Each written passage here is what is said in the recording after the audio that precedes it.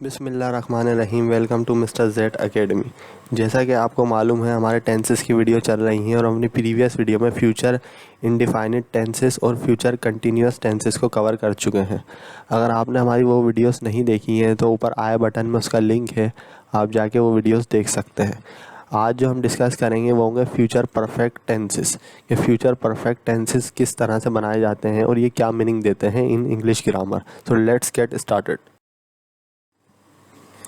First of all हम इसकी definition देख लेते हैं। The future perfect tense is use to talk about actions और events that will have completed in future and they will perform in future. यानी जो future perfect tense होते हैं वो फ्यूचर में परफॉर्म किए जाते हैं और वो फ्यूचर में ही कंप्लीट हो चुके होते हैं।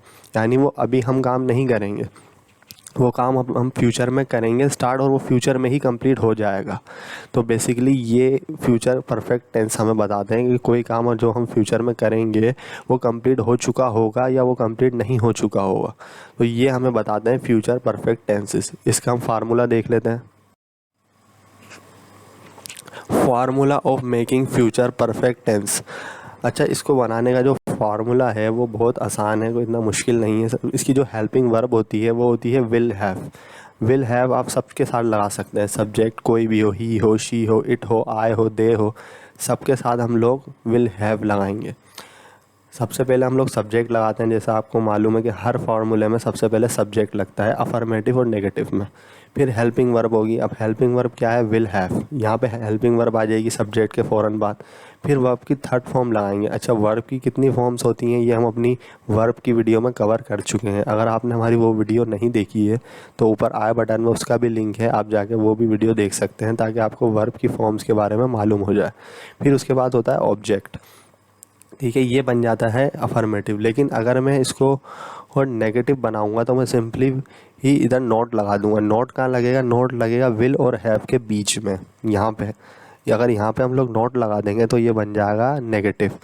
पहले सब्जेक्ट आ जाएगा, फिर हेल्पिंग वर्ब सिर्फ विल आएगी यहाँ पे, फिर उसके बाद आएगा नॉट और फिर यहाँ पे आएगा हैव। बाकी एज इट इज़ हमारा जैसे ऊपर अफर्मेटिव बना हुआ है इसी तरह से बनेगा।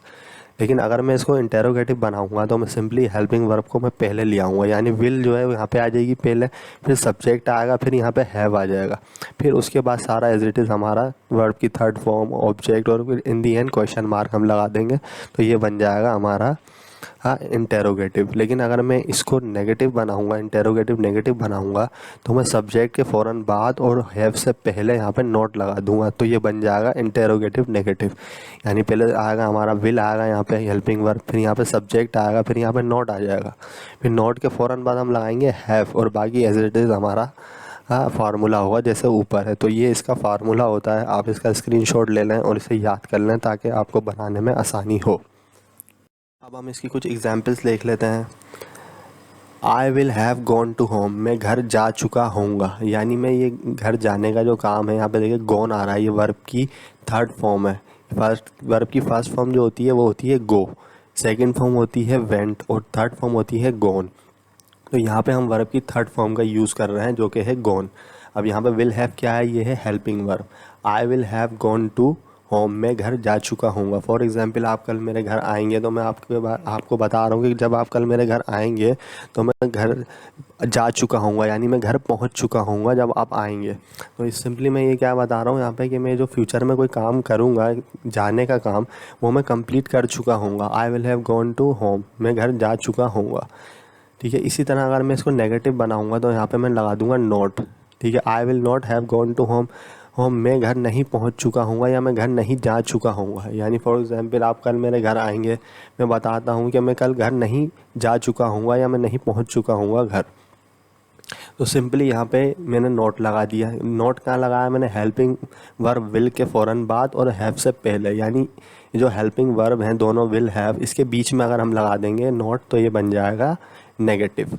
इसी तरह से अगर हम विल को पहले लगा देंगे, यहाँ पे हमने विल लगा दिया तो ये बन जाएगा इंटेरोगेटिव। फिर हम आई लगाएंगे, फिर हम हैव लगा देंगे। यानी सिंपली अगर हम विल हैव के बीच में सब्जेक्ट लगा देंगे कोई भी और उसके बाद हम लोग हैव लगाएंगे तो वो बन जाएगा इंटेरोगेटिव। यानी will I have gone to home. क्या मैं घर पहुंच चुका हूँगा या क्या मैं घर कल जा चुका हूँगा? फॉर एग्जांपल मैं आपसे सवाल कर रहा हूँ तो इसका जवाब आप मुझे येस और नो में दे सकते हैं। ठीक है, तो will I have gone to home, क्या मैं घर जा चुका हूँगा, सिंपली तो ये बन जाएगा इंटेरोगेटिव। लेकिन अगर मैं इसको इंटेरोगेटिव नेगेटिव बनाऊंगा तो मैं सिंपली यहाँ पर नॉट लगा दूंगा। नॉट कहाँ आएगा, आए यानी सब्जेक्ट के फ़ौरन बाद और गॉन सब्जेक्ट से पहले, तो ये बन जाएगा interrogative negative. Will I not gone to home, क्या मैं घर नहीं ही पहुँच चुका हूँगा, क्या मैं घर नहीं जा चुका हूँगा, तो ये सिंपली क्या है ये बन जाएगा इंटेरोगेटिव नेगेटिव। इसकी कुछ और एग्जांपल्स देख लेते हैं। अब देखें यहाँ पे ही के साथ हम लोग यूज़ कर रहे हैं, लेकिन हमारी हेल्पिंग वर्ब जो है विल हैव ही है। यहाँ पे चेंज नहीं हुई, यहाँ पे हैज़ नहीं आया, यहाँ पे हैव ही आया, क्योंकि विल हैव सब सब्जेक्ट के साथ लगती है। अब यहाँ पे मैं क्या बोल रहा हूँ, he will have come to the office, वो ऑफिस पहुँच चुका होगा। यानी आप अगर कल ऑफिस आएंगे, फॉर एग्जांपल 10 बजे आप जब कल ऑफिस आएंगे तो वो ऑफिस पहुंच चुका होगा। अब यहाँ पे सिंपली मैं ये क्या बता रहा हूँ कि जो वो ही है यानी वो लड़का का नाम है, उधर मैं ही लगा रहा हूँ उसके नाम की जगह। वो जो लड़का है वो कल ऑफिस पहुंच चुका होगा, यानी वो ऑफिस आने का काम कर चुका होगा फ्यूचर में। अभी उसने वो काम नहीं किया है, लेकिन वो फ्यूचर में करेगा, जो कि कम आना है। अच्छा, कम की जो थर्ड फॉर्म भी होती है वो कम ही होती है। इसकी फर्स्ट फॉर्म भी कम होती है, उसकी थर्ड फॉर्म भी कम होती है। सेकंड फॉर्म में हम सिंपली यहाँ ए लगा देते हैं, यानी ओ की जगह यहाँ पर हम ए लगा देंगे तो ये बन जाएगी वर्ब की सेकंड फॉर्म। लेकिन ये थर्ड फॉर्म ही है जो कि कम है। लेकिन अगर मैं इधर नॉट लगा दूंगा, यानी विल और हैव के बीच में अगर मैं नॉट लगा दूंगा तो ये बन जाएगा negative. She will not have gone to college, क्या वो कॉलेज नहीं जा चुकी होगी। यानी फ्यूचर में हम पूछ रहे हैं उस लड़की के बारे में कि एक लड़की वो जो ही है, यानी जो लड़की का नाम है, यहाँ पे हम शी लगा रहे हैं उसके नाम की जगह, तो हम क्या कह रहे हैं, she will not have gone to college, वो कॉलेज नहीं जा चुकी होगी। यानी फॉर एग्जांपल अगर आप उसके कल घर जाएंगे उससे मिलना, तो वो कल कॉलेज नहीं जा चुकी होगी, यानी वो जाने का काम है वो उसने कंप्लीट नहीं किया होगा। तो ये सिंपली यहाँ पे हमने लगा दिया नॉट, तो ये बन गया यहाँ पे नेगेटिव। लेकिन अगर मैं इसको इंटेरोगेटिव बनाऊंगा तो मैं सिंपली यहाँ पे विल लगा दूंगा। विल कहाँ आएगा, यहाँ पे वो आएगा सब्जेक्ट से पहले, यानी यहाँ पे सब्जेक्ट है उससे पहले यहाँ पे आइए विल, तो ये बन गया will Ali have driven the car, क्या अली गाड़ी चला चुका होगा। यानी जो ड्राइव है, चलाने का काम है कार, इसकी जो थर्ड फॉर्म होती है ड्राइव की वो होती है ड्रिवन, यानी यहाँ पे हम लोग एन लगा देते हैं तो ये बन जाती है थर्ड फॉर्म। इसकी फर्स्ट फॉर्म होती है ड्राइव, ठीक है, लेकिन अगर हम यहाँ एन लगा देंगे तो ये बन जाएगी ड्रिवन, यानी ये थर्ड फॉर्म ऑफ वर्ब है। Will Ali have driven the car, क्या अली गाड़ी चला चुका होगा, यानी जो चलाने का काम है ये अली कंप्लीट कर चुका होगा फ्यूचर में। अब इसका जवाब आप मुझे येस या नो में दे सकते हैं सिंपली। लेकिन अगर मैं यहाँ पे अली के फ़ौरन बाद, यानी जो सब्जेक्ट है अली, यहाँ पे उसके मैं फ़ौरन बाद अगर नॉट लगा दूंगा तो ये सिंपली बन जाएगा interrogative negative. Will Ali not have driven the car, क्या अली गाड़ी नहीं चला चुका होगा, यानी मैंने नॉट का यूज़ करके इसको बना दिया इंटेरोगेटिव नेगेटिव। अब ये नहीं जो मैंने यहाँ पे लगाया है, तो ये नॉट मैंने अली के फ़ौरन बाद और हैव से पहले लगा दिया, तो ये बन गया interrogative negative.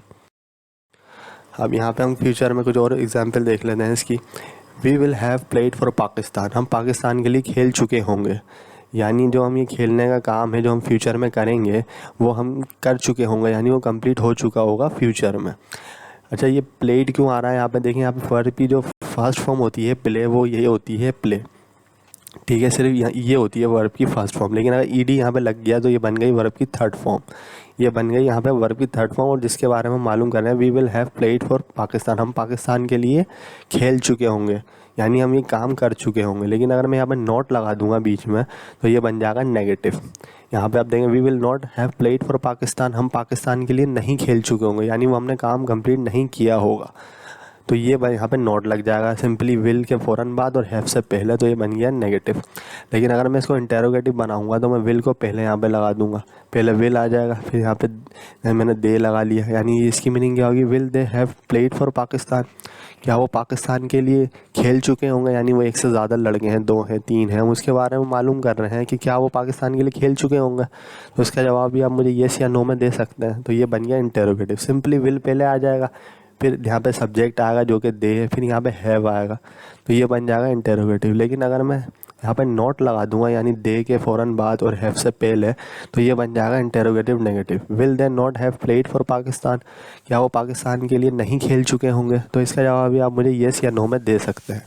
Simply future perfect tenses में हम लोग ये मालूम करते हैं कि फ्यूचर में जो भी सब्जेक्ट है, ही है, शी है, इट है, या कोई नेम है, कोई ही प्लूरल नेम्स हैं, तो वो कोई काम फ्यूचर में कर चुके होंगे या वो उन्होंने कंप्लीट नहीं किया होगा। तो फ्यूचर परफेक्ट टेंस में हम लोग ये मालूम करते हैं। आपको हमारी आज की वीडियो पसंद आई होगी। अगर आपको हमारी आज की वीडियो पसंद आई है तो आप हमारे चैनल को सब्सक्राइब करें, इस वीडियो को शेयर करें। Thanks for watching.